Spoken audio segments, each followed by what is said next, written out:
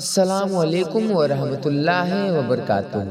پیارے ناظرین، اگر آپ کو بھی اسلامک کہانیاں سننا بے حد پسند ہے تو آپ اس اسلامک چینل کو سبسکرائب کر لیں۔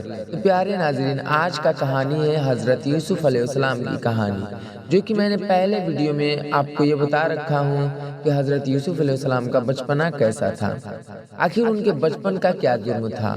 اور پارٹ 2 میں میں نے یہ بتا رکھا ہے کہ حضرت یوسف علیہ السلام جب جوان ہوئے تو پورے محلے کی لڑکیاں ان پہ کیسے فدا ہو گئیں، آخر زلیخا نے ان کے ساتھ کیا ظلم کیا اور زلیخا کو آخر کیوں بدنام کیا گیا، اور زلیخا نے جب ان سبھی باتوں کو دیکھا تو سبھی عورتوں کو دعوت پہ بلایا، جس سے سبھی عورتوں نے جب حضرت یوسف علیہ السلام کو دیکھا تو ان کے ہاتھوں میں رکھے پھل کے بجائے انہوں نے اپنے ہاتھوں کو کاٹ لیا۔ پھر زلیخا نے ان عورتوں سے کہا کہ یہ وہی شخص ہے کہ جس کے لیے تم مجھے ملامت کرتی ہو، میں حقیقت میں اس کو چاہتی ہوں، اگر اس نے میری محبت کو ٹھکرا دیا تو میں اس کو قید کرا دوں گی۔ تو دوستو، یہ تو ساری باتیں پارٹ 1 اور پارٹ 2 کی تھی۔ آج کا بات ہے حضرت یوسف علیہ السلام جیل میں کیسے گئے۔ تو میرے پیارے ناظرین، میرا نام ہے ماجد اور آج آپ لوگ سننے جا رہے ہیں حضرت یوسف علیہ السلام جیل میں کیسے گئے۔ تو حضرت یوسف کو جب اس کا علم ہوا تو انہوں نے اللہ تعالیٰ سے دعا کی کہ اے اللہ، تو ہی مجھ کو بچا سکتا ہے، اگر میں ان عورتوں کے فریب میں آ گیا تو میں جاہلوں میں سے ہو جاؤں گا، اس سے یہ بہتر ہے کہ مجھے قید خانہ میں ڈال دیا جائے۔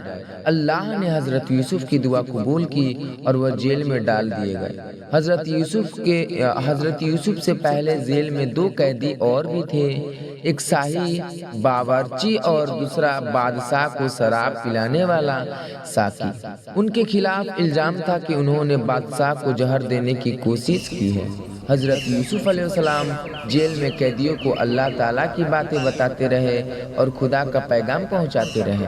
ایک دن یہ دونوں قیدی حضرت یوسف علیہ السلام کے پاس آئے اور انہوں نے کہا کہ ہم نے ایک عجیب خواب دیکھا ہے۔ ساقی نے کہا کہ میں نے دیکھا ہے کہ بادشاہ کو انگور شراب پلا رہا ہے۔ باورچی نے کہا کہ میں نے دیکھا ہے کہ میرے سر پر روٹیاں ہیں اور پرندے ان کو نوچ نوچ کر کھا رہے ہیں۔ یہ خواب بیان کرنے کے بعد انہوں نے حضرت یوسف علیہ السلام سے اس کی تعبیر پوچھی۔ حضرت یوسف علیہ السلام نے بتایا کہ ساقی تو جیل سے چھوٹ جائے گا اور پھر بادشاہ کے ملازمات میں جا کر اس کو شراب پلائے گا، اور باورچی کو سولی پر چڑھا دیا جائے گا اور اس کی لاش کو جانور کھائیں گے۔ ایسا ہی ہوا، اللہ تعالیٰ نے ساقی کو رہا کر دیا اور باورچی کو سولی ہو گئی۔